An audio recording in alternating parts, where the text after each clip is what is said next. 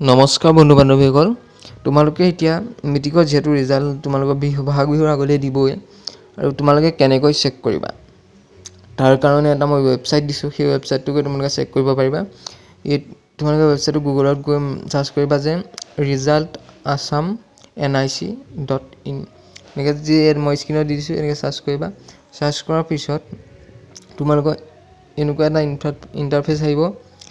এইটো তোমালোকৰ স্ক্ৰীণত দেখাই দিছোঁ। এনেকুৱা এটা ইণ্টাৰফেচ আহিব। তাত তোমালোকৰ ৰোল নাম্বাৰটো যিটো মেট্ৰিকৰ ৰোল নাম্বাৰ আছিলে সেই ৰোলটো দিবা আৰু তলত যিটো নাম্বাৰ আছে সেই নাম্বাৰটো তোমালোকৰ যিটো নাম্বাৰ আছিলে এডমিট কাৰ্ডটোত সেই নাম্বাৰটো দি দিবা। তাৰপিছত ছাইডত দেখিছা তোমালোকে তলত ছাইডত এটা কোড আছে, সেই কোডটো তোমালোকে তাত বহাই দিবা। তাৰপিছত ছাবমিট বুলি অপশ্যনটোত ক্লিক কৰি দিবা। তাৰপিছত ক্লিক কৰাৰ পিছত তোমালোকৰ ৰিজাল্ট তোমালোকে পাই যাবা। তেনেহ'লে গম পালে কেনেকৈ ৰিজাল্ট চেক কৰা হয়।